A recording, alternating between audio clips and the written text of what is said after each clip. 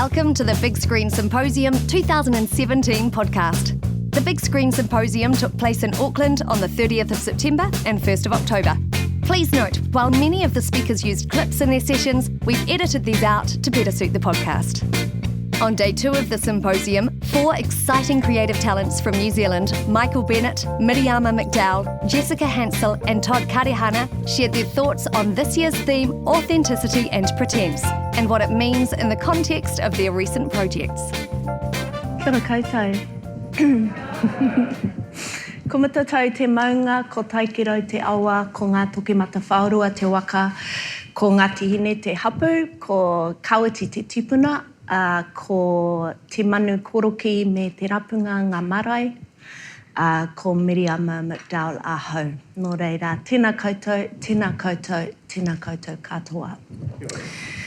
I thought that today I would speak to you all from the perspective of an actor, although I also work as a director, a writer and a teacher in our industry. When I talk to actors who are just starting out in the industry, I do seem to have lots of actors who come and talk to me. I often say that one of the hardest things about being an actor is not when there's not work. It's actually when you have to make a choice about the work that you do. And that choice is often between 2 different jobs, but it can also be between a commitment that you've made to family, or it could be between something that might happen that's really exciting and something that's definitely happening that is maybe not so exciting. In my own career, I feel that it's the choices that I've had to make that have made my career more interesting and my artistic voice stronger and my work more authentic. First of all, I'd just like to mihi to the other speakers today. Michael Bennett, tēnā koe matua. He was the first person to give me a job on film. He came to my solo show, a theatre show, when I was still at Toi Whakaari, and he sent me an email and said, "Do you want to be in my short film?" It was Kerosene Creek. Leon Nabi was the DOP, and it was an amazing first start into the industry. So mihi to you, Michael. Michael's still a great collaborator, and we're always trying to find ways to work together still today. Also Jessica Hansell, who was my first best friend at primary school in Waterley Primary School in Mangere Bridge, which is kind of crazy, but I remember as a kid thinking she was the funniest person I knew. And our paths sort of diverged, didn't they? No, we didn't have a fight or anything. But I think it's amazing that we're here today speaking, that our paths have crossed again. So kia ora, Gil. Yes. So today I thought I'd talk about process. And my background is really in theatre, which is obviously a really different process and a different outcome to film.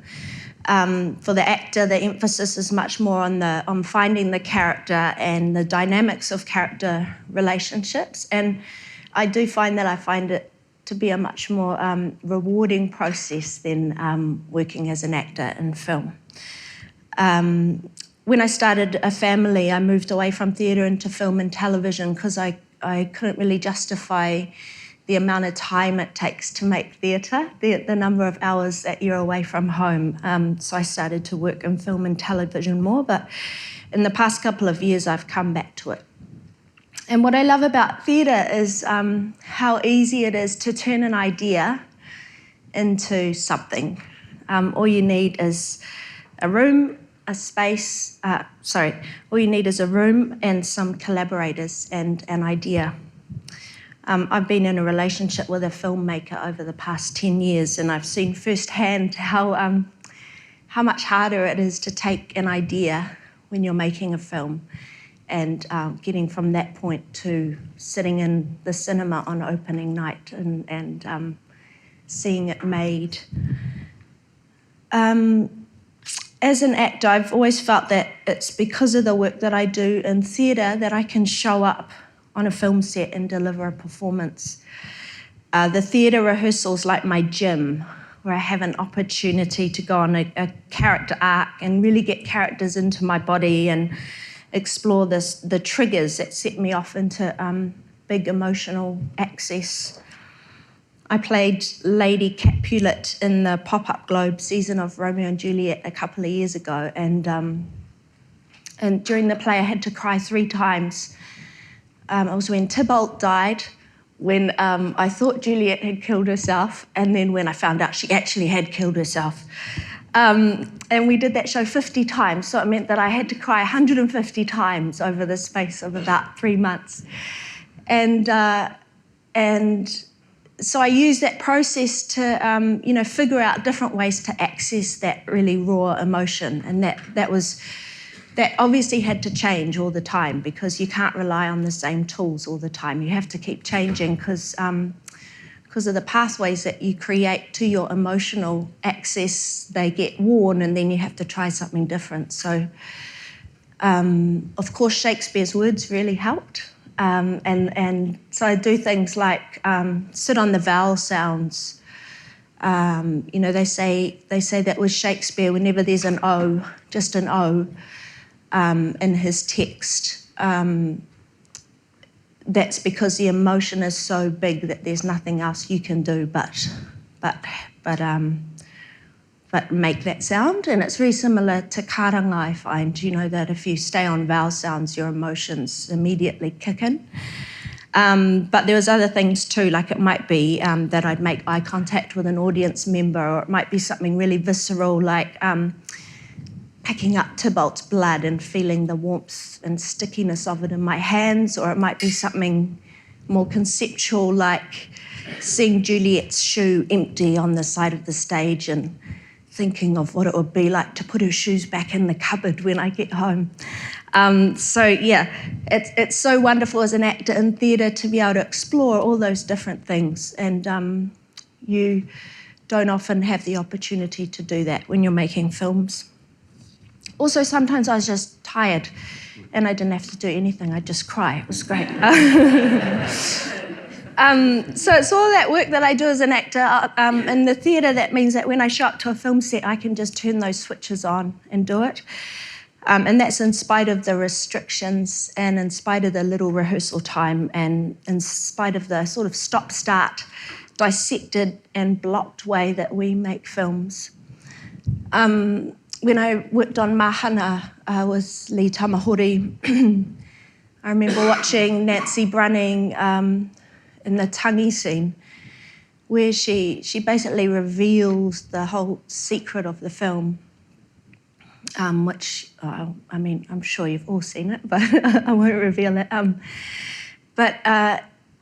Just watching the way that she had to stop and start, it was like watching this big ramp of emotion, and she was at the bottom of the ramp and she could see the pinnacle, she could see where she had to end, but being stopped constantly along the way to shoot tiny sections.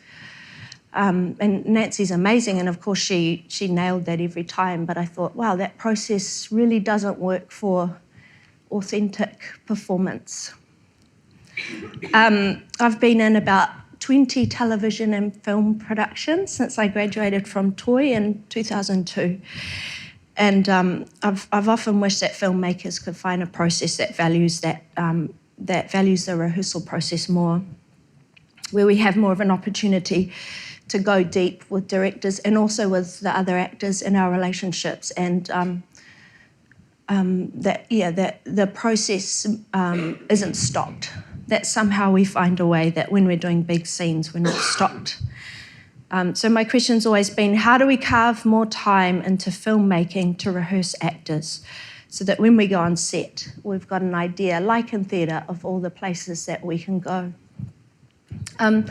There's a few exceptions to this in the way that I've worked in film, and one of them is making The Great Maidens Blush, which we did over the process of 2 years in 2013-14. That was with the directors Andrea Bossard and Shane Loader. And these two directors invested in a 3-week rehearsal process before we started shooting the film. The first week they got a guy called Rob Marchand, who's an expert in the Mike Lee process, to come over from the UK and work with the actors. So we worked for a week on character development.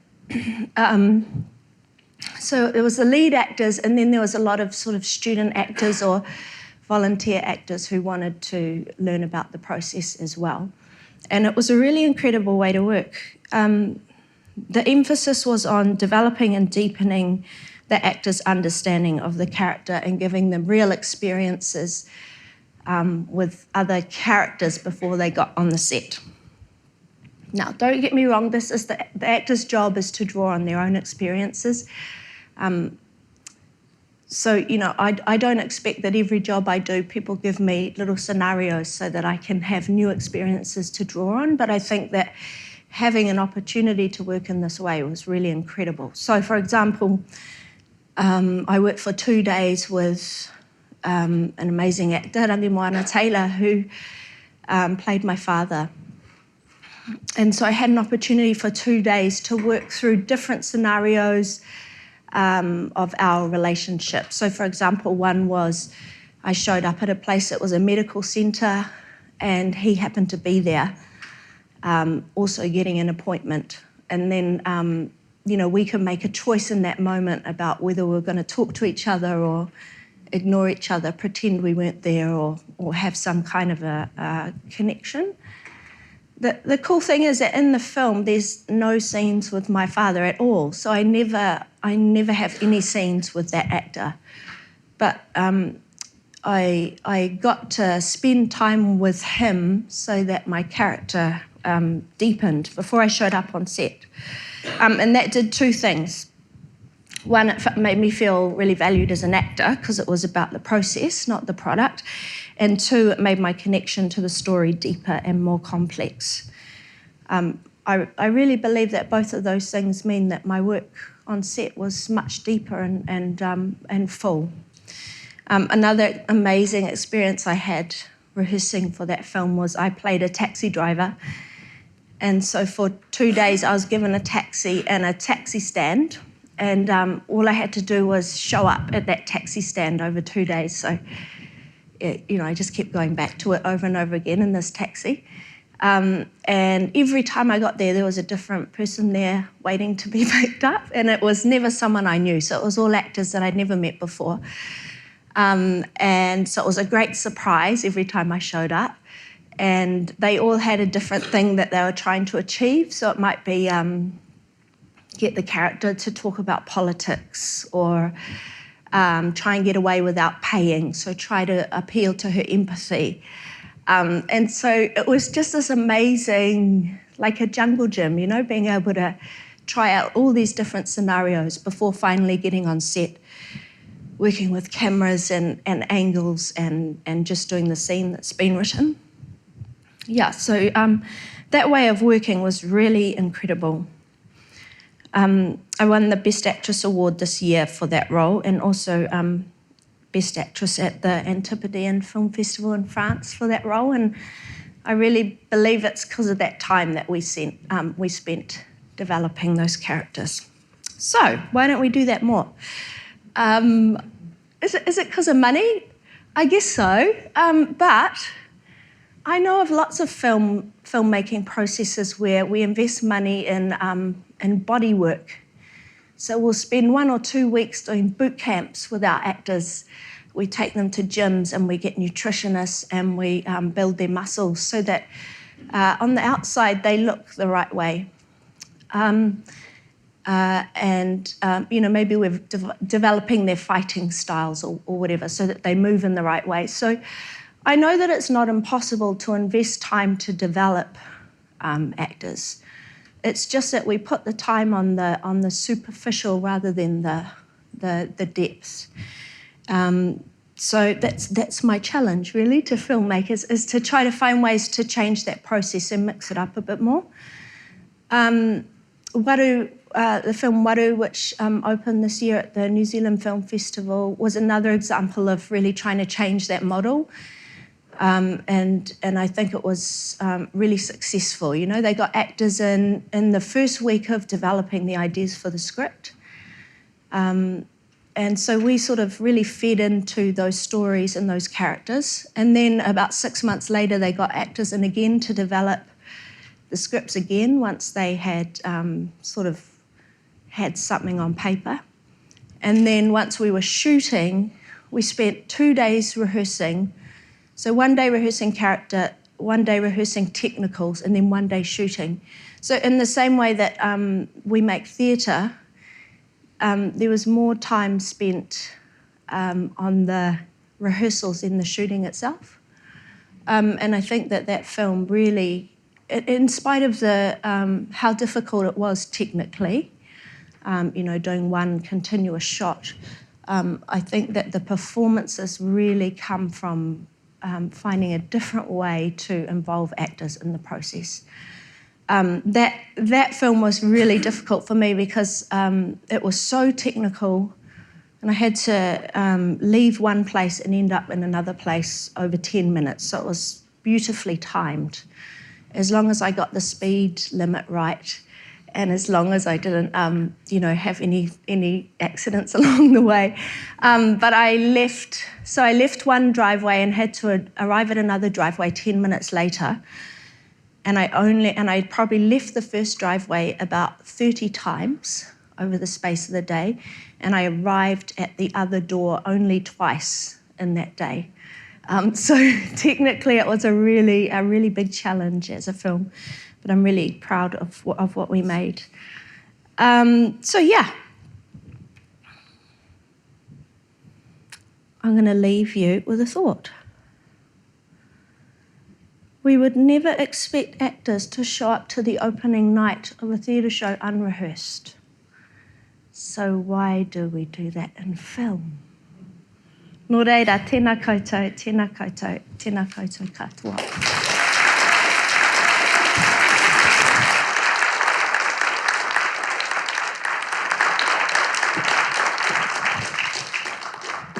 Kia ora, hene tēnā koe. Thank you for sharing your insight into the craft to achieve the authenticity you talk about. Tēnā koe hoa. We turn now quickly to Te Ape Te Hoa, Todd Karehana. He mana tēnei whānau mai whakatāne no ngā wako mā tātu o te arawāna hoki rā. Tumai ngā whare wānanga, and he's a filmmaker who has a commitment to those old people we saw yesterday. Tēnā koe, ha?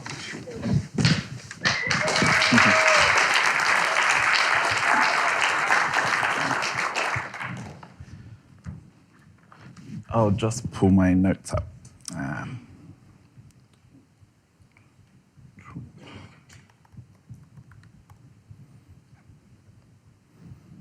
Okay. Kia ora, I'm Todd Karehana, and I'll be talking about authenticity and pretense in relation to My Brother Mitchell, which is a short film that I wrote and directed earlier this year, which was produced by my good friend Miriama Henry Tierney.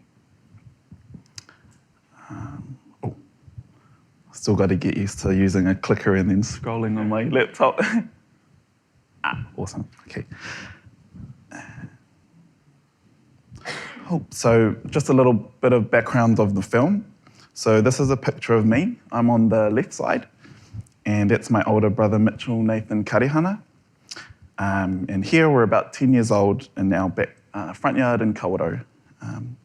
1 year after these photos were taken, Mitchell passed away by an accident in our garage. And I didn't really understand what was happening when he died, and so I bottled up my feelings and across the last 20 years. And so when I was given the opportunity to make my master's thesis film, myself and my supervisor, Brendan Donovan, we sat down and I chucked a few ideas around, and he started to notice that all of my ideas kind of circulated around two brothers, and one of them going through challenges with accepting that his brother died. So Brendan challenged me to dig deep into my heart and to make a film about my feelings of losing Mitchell as a process of healing. And so I took up the challenge. So I sat for weeks trying to recall happy memories that we shared together, and really push myself to travel back to the day that he died and try to mine ideas to help me with the script. I drew pictures like this one here and wrote pages and pages of memories. This one you'll see later in a clip that I'm going to show you. It was quite emotionally draining to, travel back to that day and bring up all of those feelings that I thought I had dealt with. But I needed this film to speak authentically to my truth. And so I asked you to imagine how would you feel making a movie about one of the most significant and hurtful experiences that you've had in your life. Throughout writing the script, I spoke to different family members about their feelings and memories, and they humbly offered their own hurtful moments to help me make this project come to life. Some of their memories have been blended into the film, from the script level all the way through to post-production.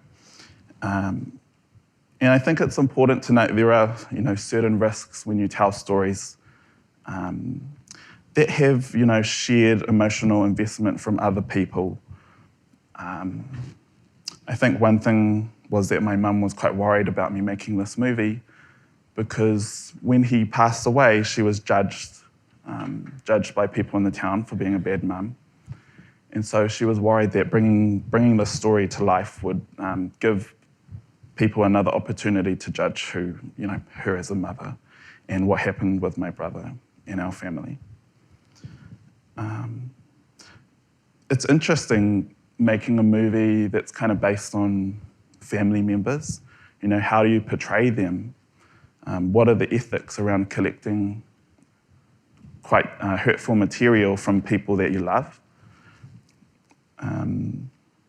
It was an interesting process, and I always had to be mindful with what I was asking my mum and my brothers and sisters, and how much of their stories I showed on screen. So once the script was finished, I was writing from March last year to about June, July last year. And so once the script was finished, me and Mia, the producer, we both set out on finding collaborators. And through a series of conversations and help from Robin Scholes, we were lucky enough to connect with cinematographer Alan Bollinger and also a production designer who understood how I felt because she had experienced something similar, Jane Bucknell.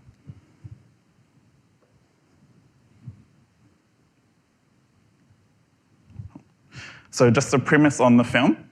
On the night of Mitchell's funeral, Todd, in the act of love, takes Mitchell's body on a journey somewhere special for them both, leading their grieving mother on a search for her sons. I won't go into too much detail about the plot, as I want it to be a surprise for you, but we'll move forward and show you 3 different clips that'll help me unpack opportunities of truth and authenticity in the production of this film. Play clip 1, please. Actually, before we start. So this clip is a scene from the film during Mitchell's tangi. Sitting next to him are the actors playing myself and my mother, and an auntie is singing a lament of support to the whānau, and family members sit nearby in the usual way that we do at Māori funerals. Cool, so one thing that really interested me in making this movie was blending aspects of real and scripted and merging them together. And so with this particular clip, the locations that we shot in are places that we shared, me and Mitchell and our family shared in our life together. And so we returned to Kawerau, where I'm from, to shoot the film. And various locations that you're going to see through some of the clips are from our home. And so this is Ruaihona Marae, and that was where Mitchell had his real funeral. He was laying where this actor is laying right there, in front of the third po. Kawerau is surrounded by pine forests, and in one of the other clips you'll see them travelling through this pined wasteland. Tarawera River was a place that me and Mitchell used to swim, and you'll also see that in the full movie. And throughout the production, it was comforting knowing that we were close to my brother where he lays. And it felt like he was kind of looking over us and looking over the production, which was really special.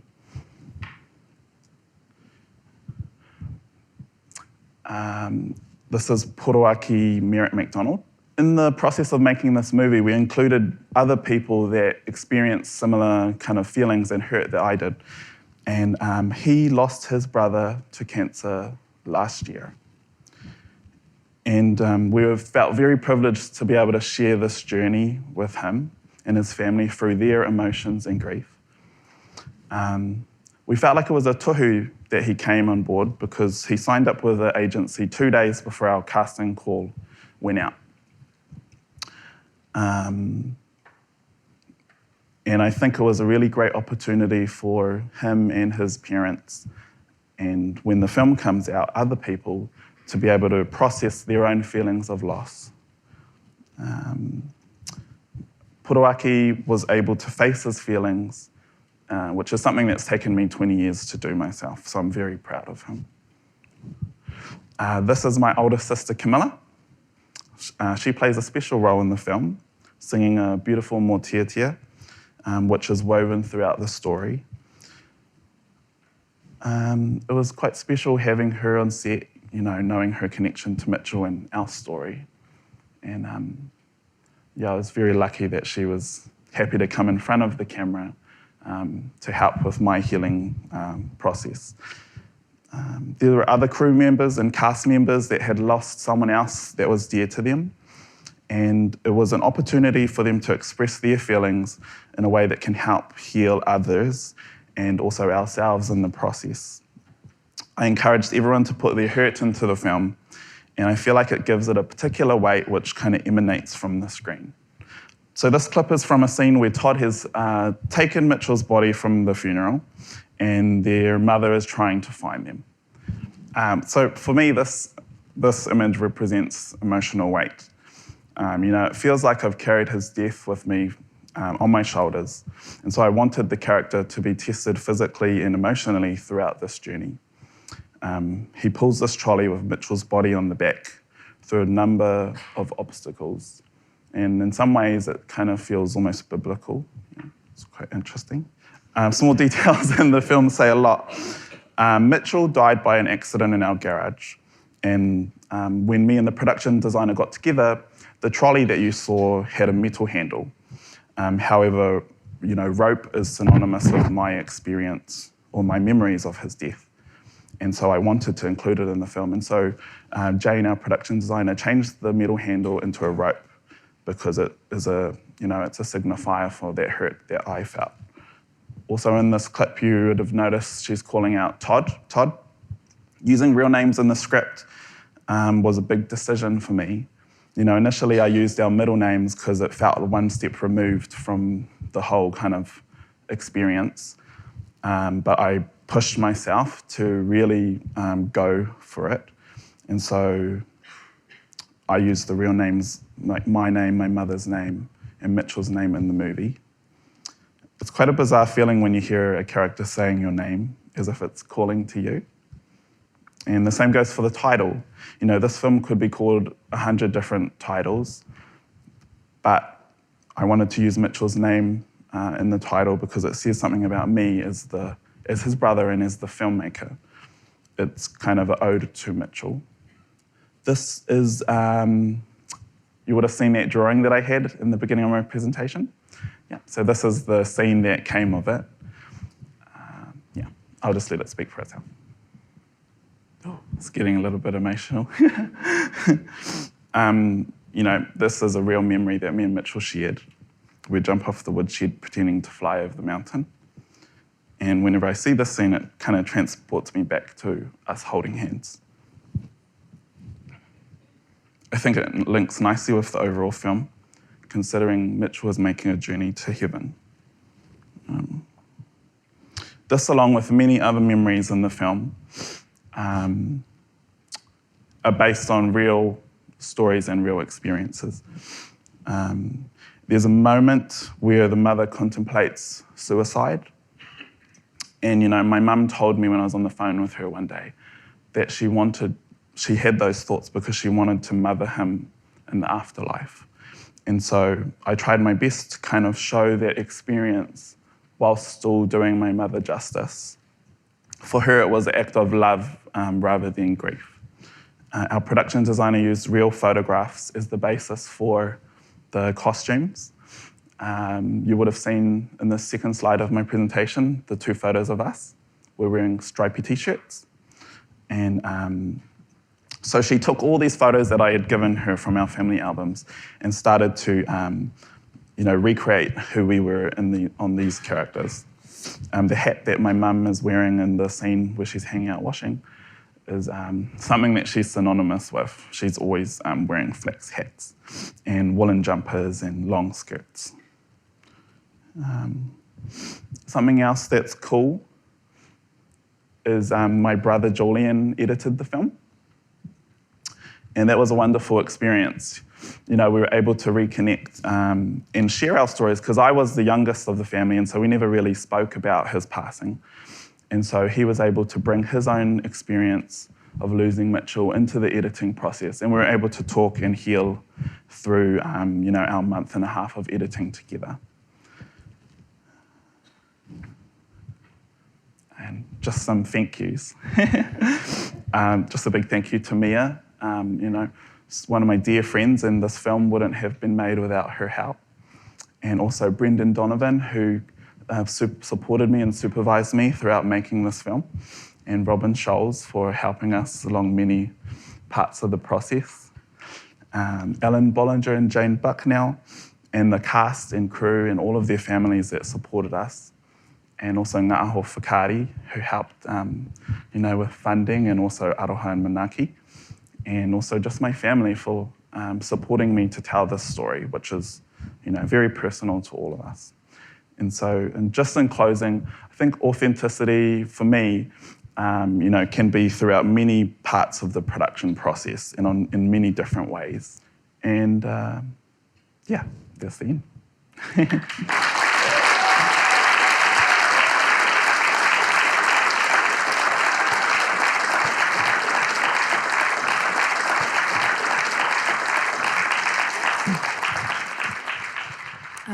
Ko Koukou Tōku Ingoa, me Jessica Hansell rānei. He wahine Māori au I te taha o tōku mama, no ngā whānau a Moriwai me a Kingi hoki. Ko Ngāpui, tōku iwi, ko Ngāti Popoto, tōku hapu, ko Mokunui a Rangi, tōku marae, ko Whakarongo Rua, te maunga, ko Utukura te awa, no Hamoa hau no Tiamani hoki I te taha o tōku papa. Ngā mihi nui kia koutou katoa I tēnei rā. It's awesome to be here. I just want to acknowledge the Big Screen Symposium and Script to Screen for having me as a speaker here today. I'm still a bit surprised, but it's cool. It's a really big honour to kōrero with you all about authenticity and pretense, 2 things that come up for me in my practice often and have kind of trolled me throughout my whole life.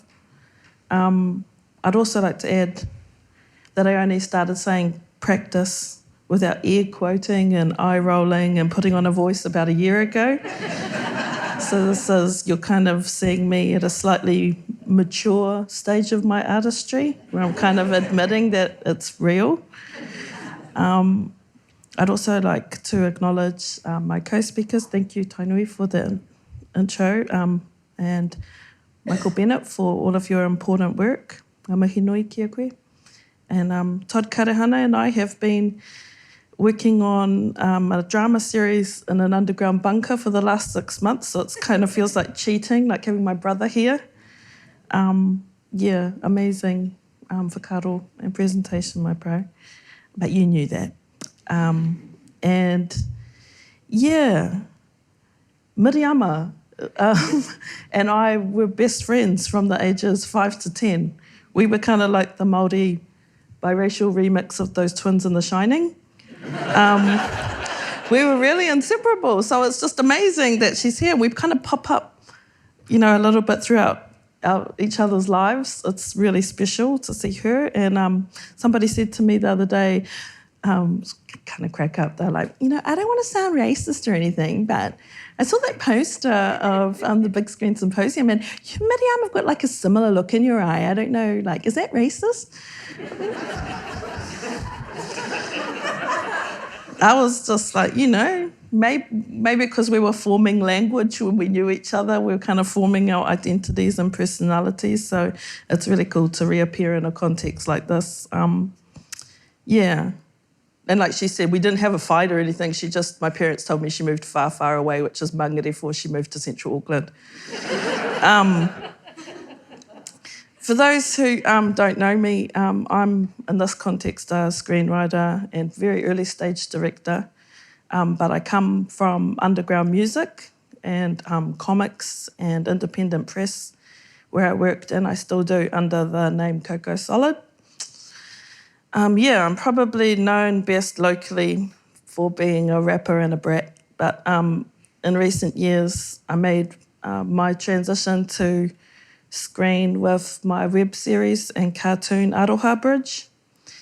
That's screened, just a short kind of 5-minute episodes. I was inspired and influenced by adult animation, and I saw that we don't really have that much like any locally, so I wanted to kind of, I was influenced by Adult Swim and Liquid Television and the kind of cartoons of growing up, so I want to contribute to the pop cultural canon in that way, and I was lucky to have it broadcast in between television shows on Māori TV, just in those little gaps, and in Australia, and it was screened and spoken about at Imaginative in Canada, so that's been an amazing journey with that project. And we're putting it into development for television at the moment. And I'm also part of the Piki Films Collective alongside Taika Waititi, Madeline Sami, Oscar Kitely, Victor Roger, and other screenwriters. So I've been able to workshop and soundboard a lot of feature films that have come out in recent years. I've been able to put my little two cents in and be a little annoying person. And I'm workshopping through that initiative on my own film, which is due for release in 2023, the way that I'm going. I also, through the buzziness that is my practice, I have been a writer at several different writing tables for the last couple of years, which has been really amazing for me. I still can't believe people get paid to do that, but that's cool. And I have become a writer and a performer of a local sketch comedy show called Only in Aotearoa, which is a multicultural sketch comedy show on Māori TV. You can watch it on demand. And it's hosted by the Frickin' Dangerous Bros, which is a trio of comedians. The whole writing staff and the cast, we wanted to put out comedy primarily driven by people of colour in New Zealand, just because we felt, again, there was a kind of a gap in that market in terms of the comedy scene or collective voice that was being presented. So it's been a real honour to be a part of that. I'm still a bit uncomfortable with the thespianage, but if there's a woman needed in the scene, you've got to do what you've got to do.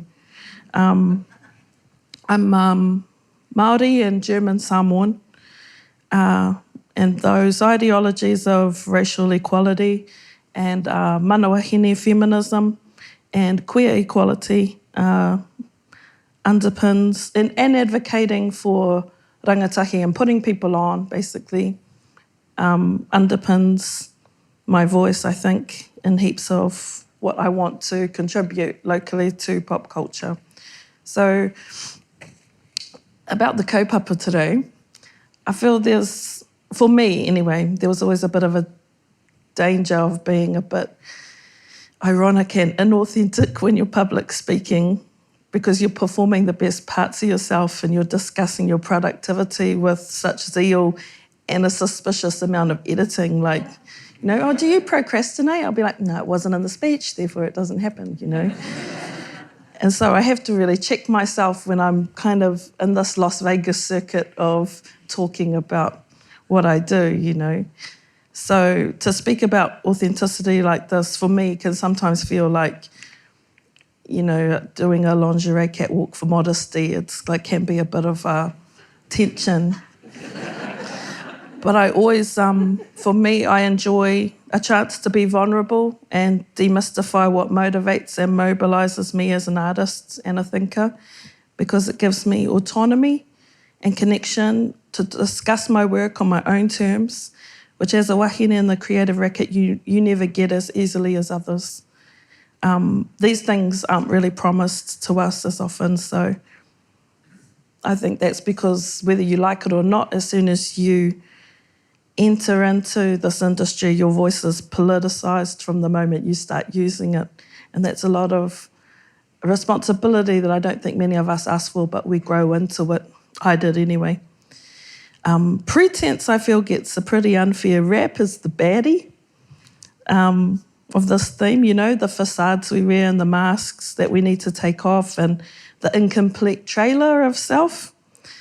But I just want to give a moment to acknowledge, sounds like I'm going to like lobby for being a fake ass, but I'm not. We all need to just, for me, I honour the fact that we all need to contextually change and shift to survive every day, to enable other people's stories, to code switch. That's just a natural part of my life. I'm a multicultural, multi-class, multidisciplinary person, so the art of changing is my comfort zone.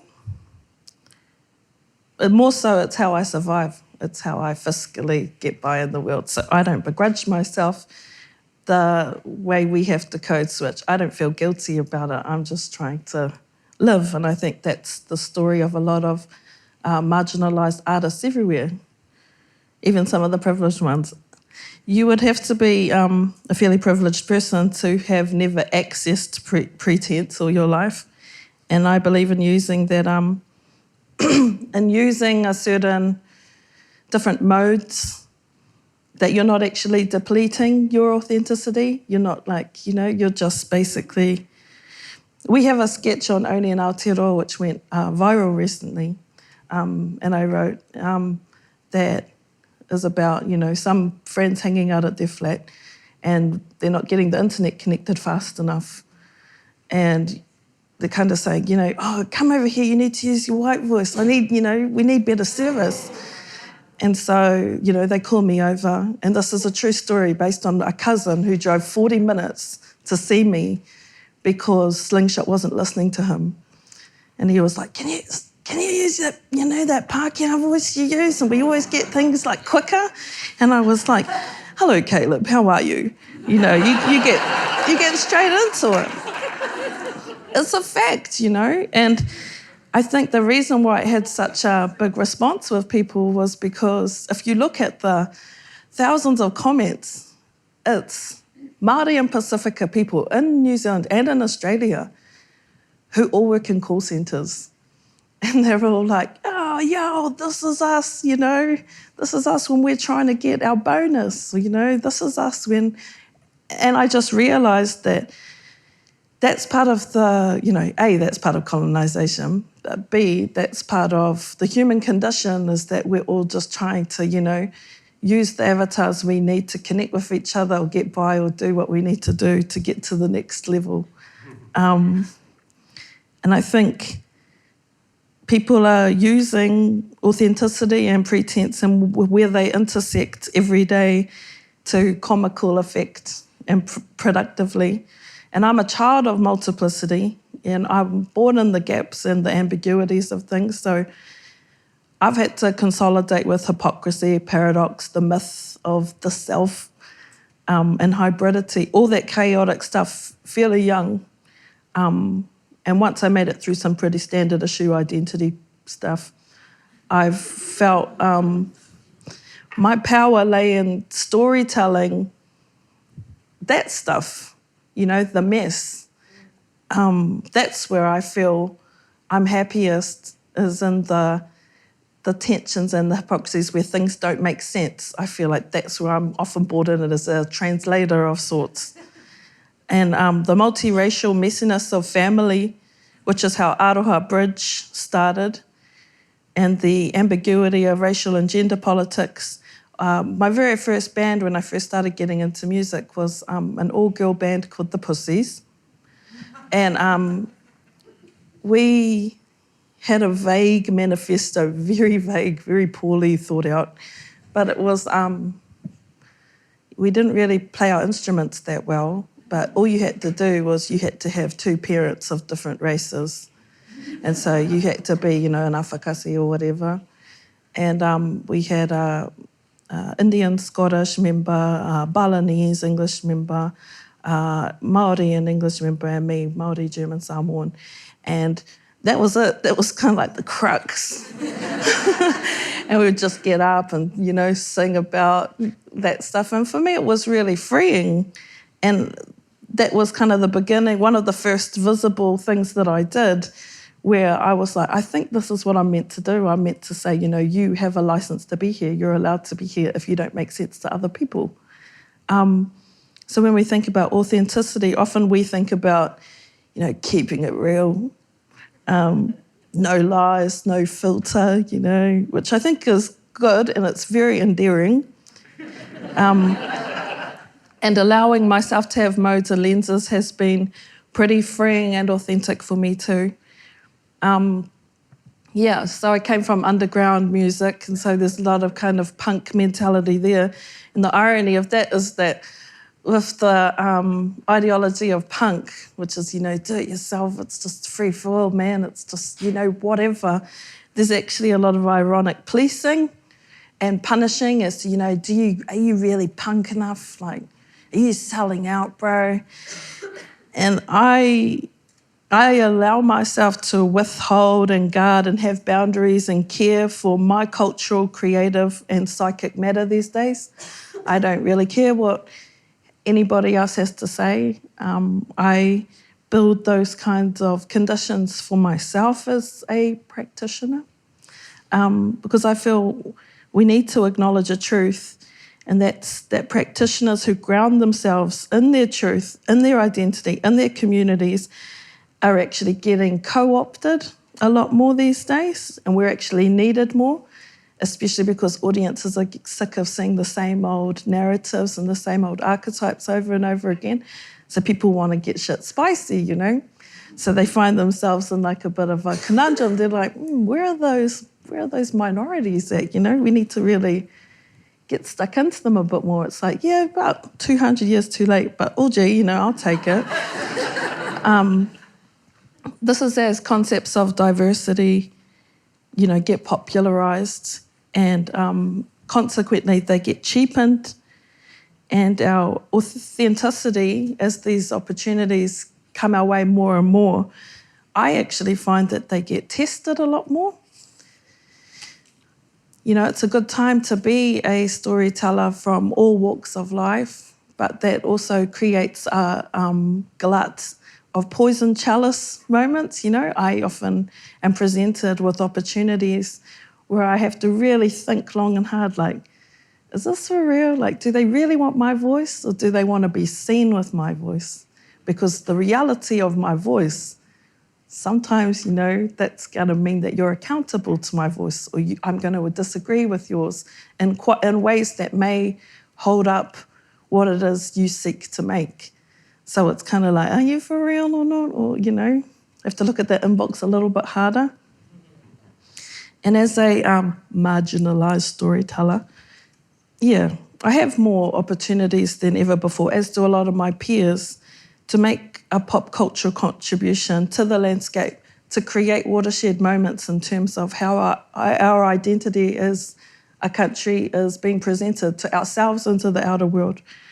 But I also have to ensure that I'm not performing a preconceived idea of who I am, again, for diversity's sake, again, to cover my ass, that, I'm very aware that there may be contexts where it's like, we need a Maori, we need an Islander, we need a woman, we need someone that the gays trust. I think I've got the girl for you. I'm very aware of that, and you become increasingly aware of it. And if you are a real one and you're of the community and you're living in it in a very day-to-day way, you understand that you have a responsibility to the people who trust you and trust your voice. So you do have to consider very carefully whether people are really ready for it or not. And those opportunities are fairly transparent as well, because we sense when it's an empty gesture or when it's been kind of fast-tracked, and when we are actually an integrated co-founder of a concept. We're not actually stupid.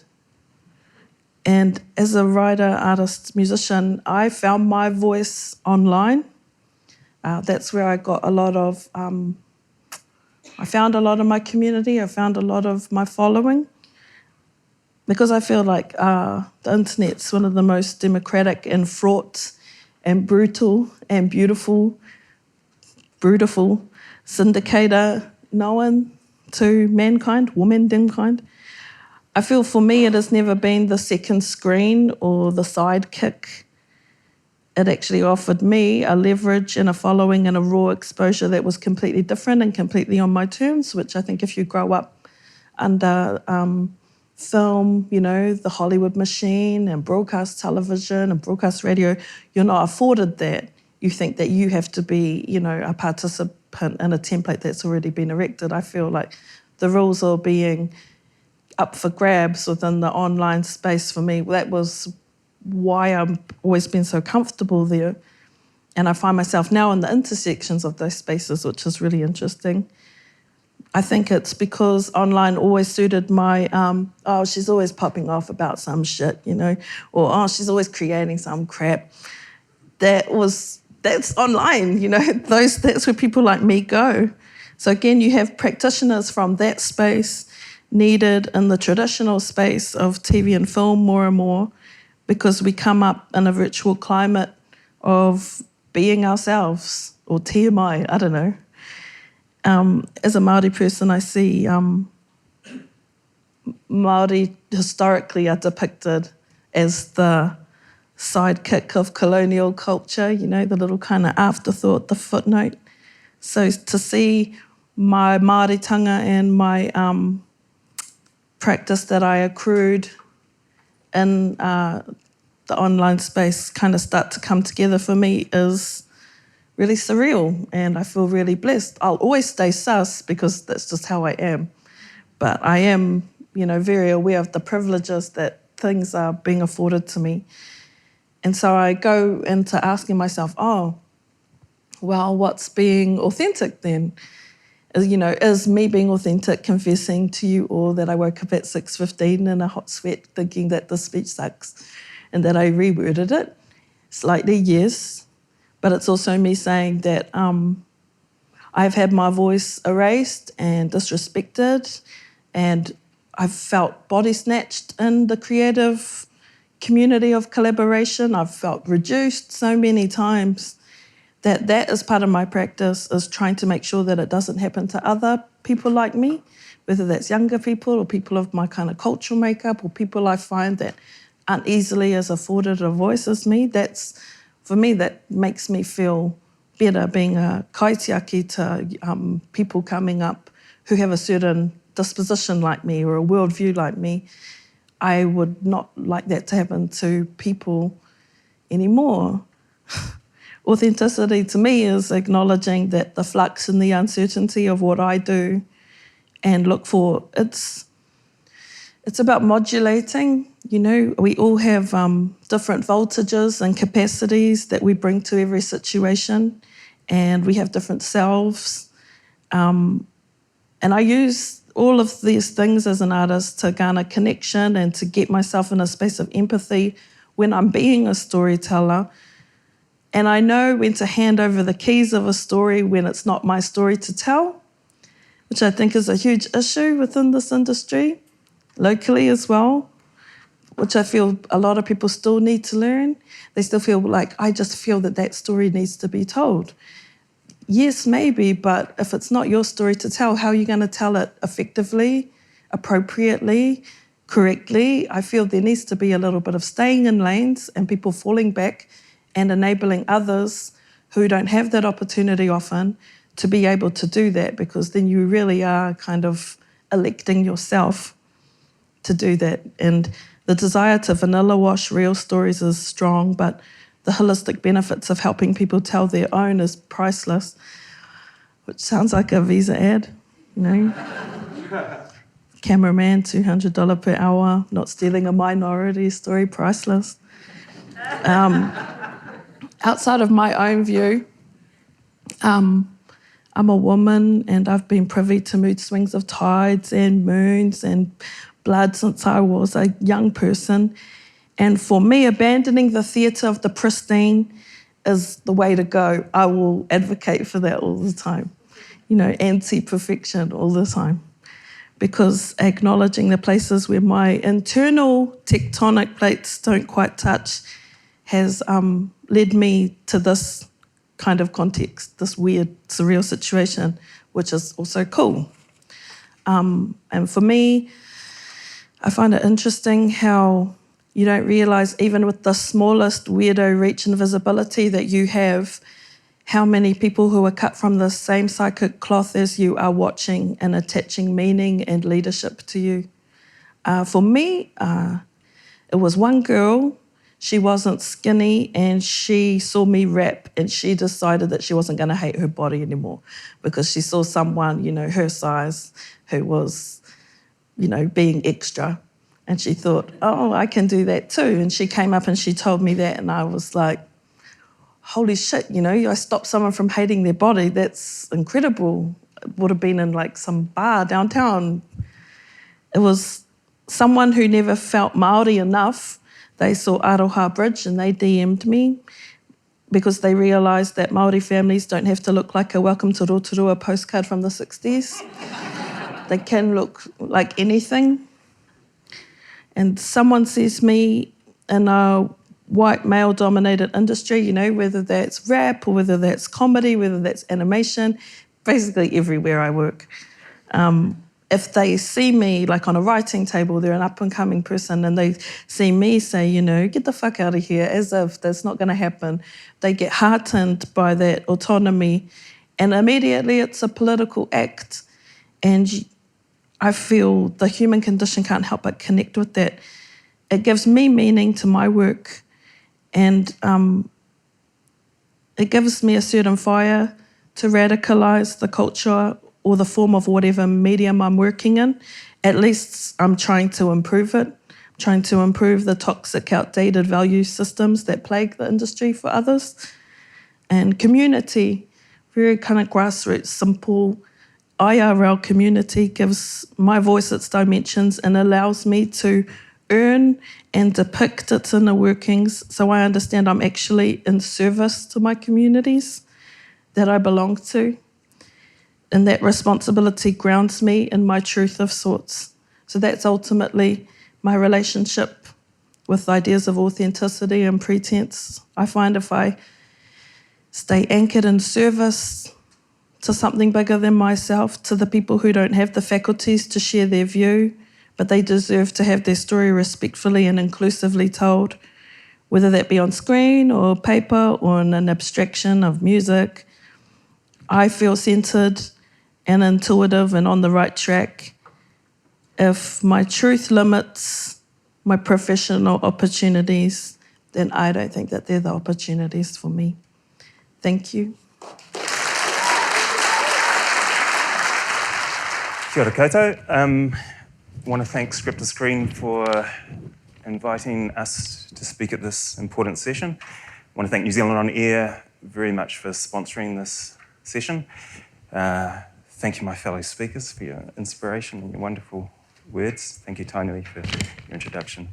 I think time might be a little bit of the essence, so what I might do, apologies, I'm going to just follow my script to make sure that I stay on the 15 minutes. I am the kind of guy that you don't want to be next to at a party because I can talk about Taina for 3 hours and I'll resist that temptation today. just going to start with this clip. In 2011, I got an email from a private detective. He was a stranger to me, and he said in his email, "There's a case that I'm working on that I think you might be interested in. I'd love to meet." I met Tim McKinnell a few weeks later. It's not every day you get an email from a private eye and you don't turn that one down.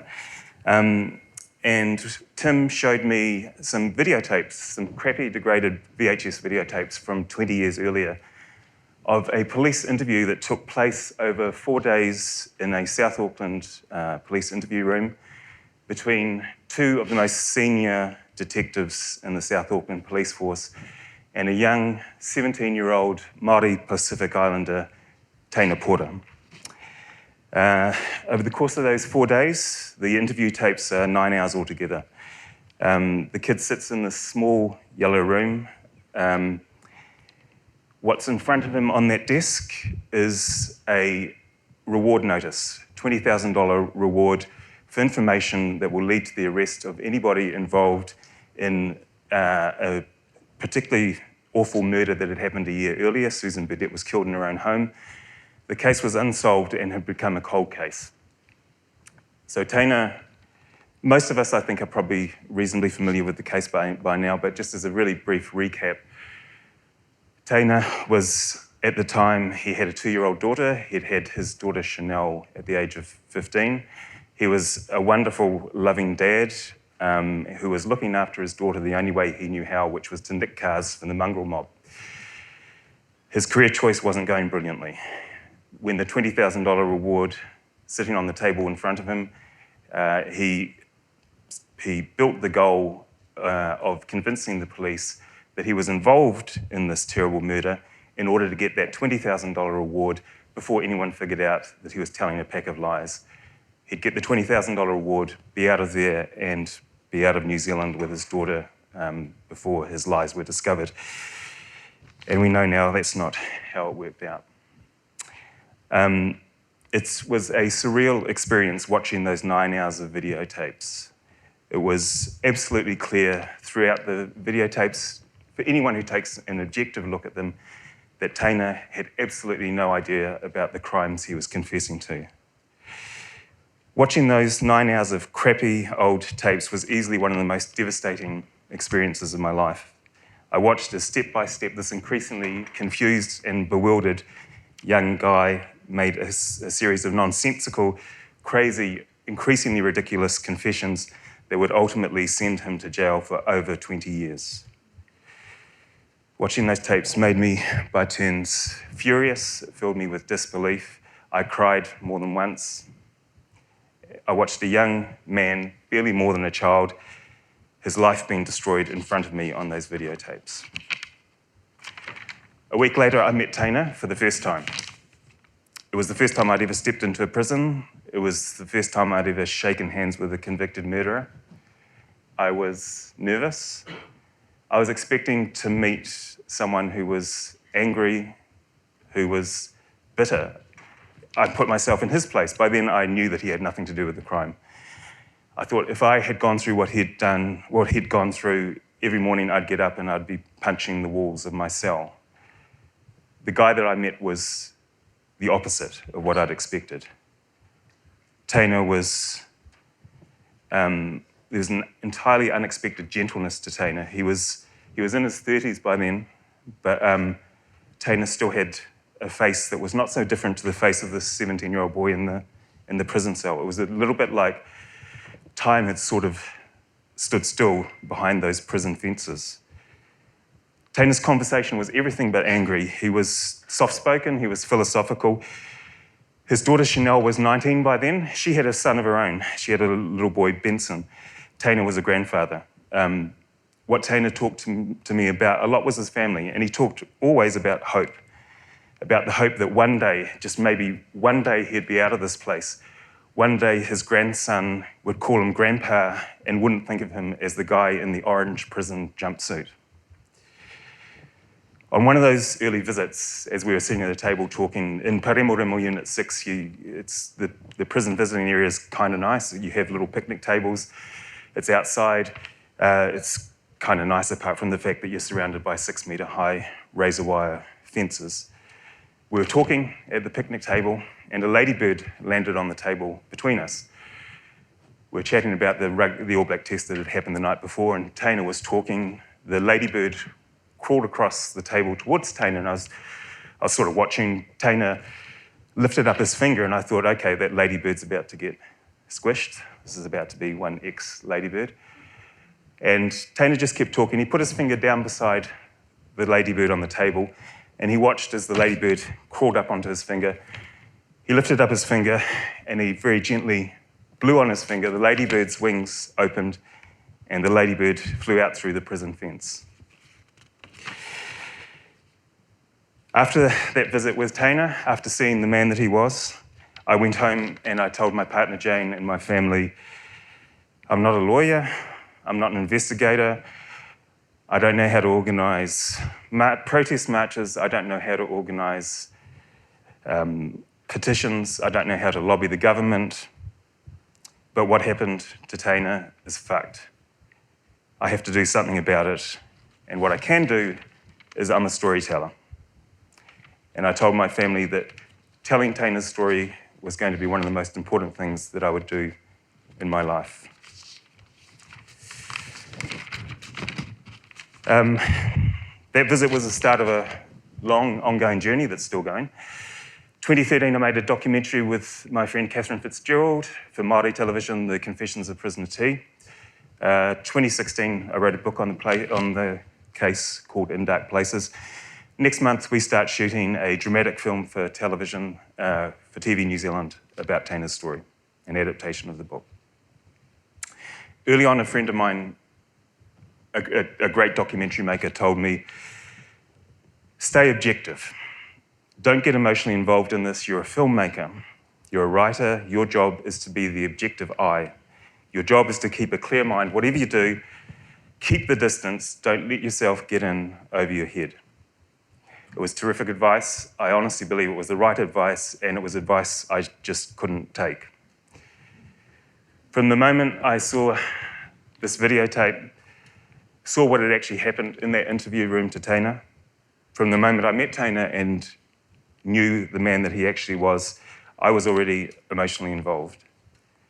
I made a conscious choice with this. If I'm going to tell this real story, I can't keep my distance. If I'm going to tell the authentic story of Taina, I can't stand outside and just observe his journey. I have to commit, and I have to be part of it.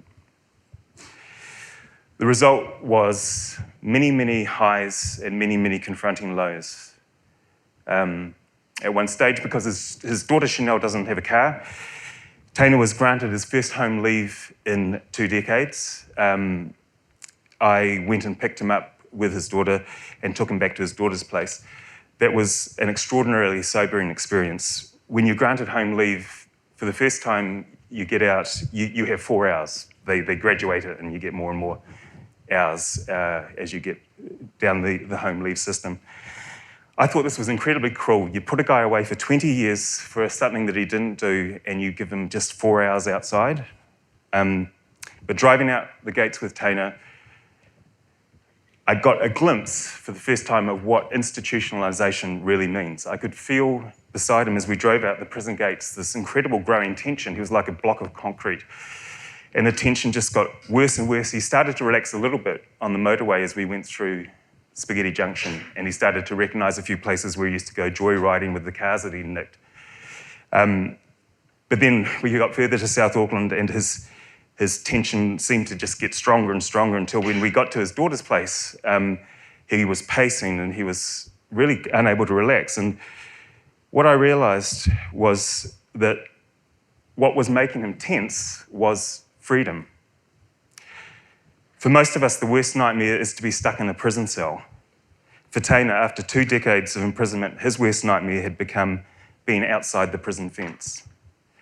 He'd learned to live in a cage, and being outside that cage was hugely more stressful than being inside it. After just 2 hours, he said, "Please, can we go back? I've had enough." In Paremoremo, the sex offenders unit is just across the field from Unit 6, which is minimum security. So Taina was in minimum security. He could see the sex offenders unit. Sex offenders is the unit where Malcolm Rewa is imprisoned. Malcolm Rewa is the serial rapist who was convicted of raping Susan Burdett. He's never been convicted of her murder, and Malcolm Rewa is, without doubt, the only person who truly knows what happened the night that Susan Burdett died. One day when I was visiting Taina in the Unit 6 visiting room, Taina was looking across at sex offenders, and I knew something was up, and he said he'd heard that Malcolm Rewa had found God. Taina's face was kind of full of hope in a way. There was a little bit, I knew something, there was something bubbling inside him, and he said, do you think now Malcolm might tell what happened? If Malcolm said what really happened that night, we wouldn't have to go through all this Privy Council shit, right? It would fix it up. Do you think Malcolm might talk? That was a particularly difficult visit. I had to tell Taina, no, Taina, I really don't think that's going to happen. One time when I'd taken Chanel to visit Taina, driving her home, I could sense that she was a little bit, she was particularly emotional, and she said to me, I love Dad. I believe he didn't do those things to that woman, but I don't know. There's people in the family who say he was there, who say he wouldn't have confessed unless he was actually there. I want to believe Dad's innocent, but I just don't know. I didn't realise that Chanel simply hadn't seen all the stuff that I'd seen. She just didn't know. And I was able to tell her, Chanel, I've seen every scrap of the case against your dad. He wasn't there. He was nowhere near Susan Burdett's house. He is completely innocent of everything that everyone has said about him.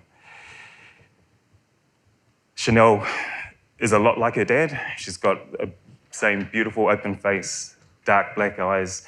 She smiles easily like Taina. She doesn't ever get angry, and she doesn't really cry.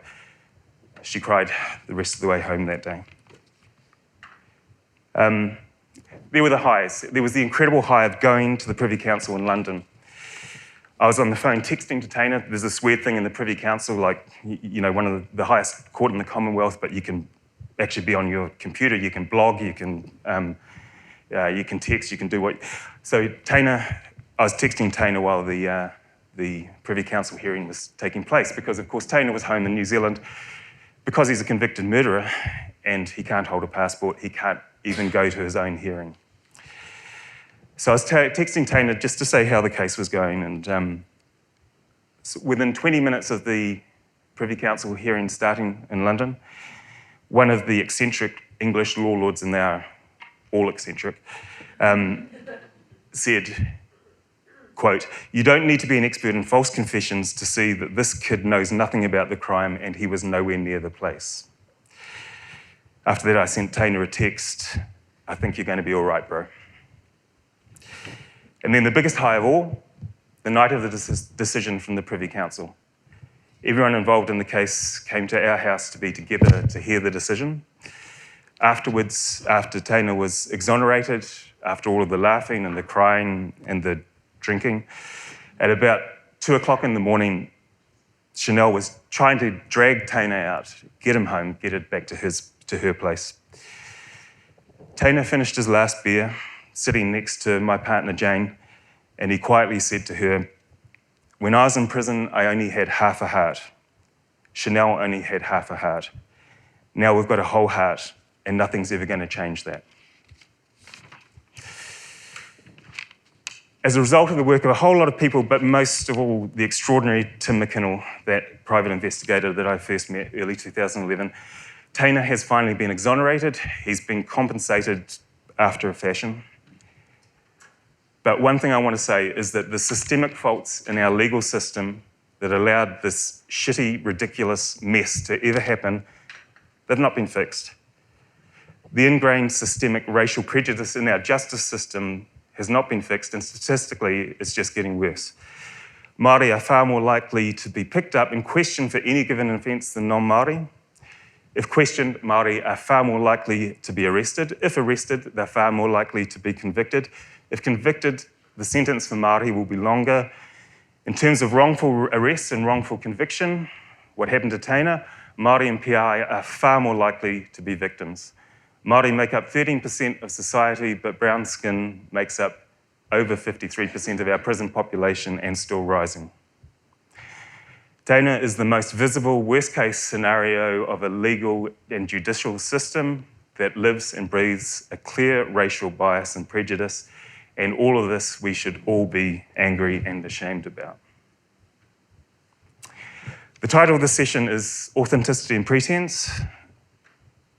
I'm not sure how to contextualise my work on telling Teina's story in terms of authenticity and pretense. I'm not sure if as a filmmaker and a writer, I've been in the least bit objective or clear-eyed in telling Teina's story. And I'm really not sure if that matters to me. This is what I know. For me, this was never about wanting to make a documentary. It was never about wanting to write a book. It was never about wanting to make a film. For me, telling Teina's story was always about one thing. It was about the deep, hard, awful, sick pain I felt when I first watched those shitty, devastating VHS tapes. It's about the despair I felt that day. It's about what made me furious, what drove me to tears. What happened to Teina Pora, what happened to my friend, plain and simple, it was fucking wrong. Thank you.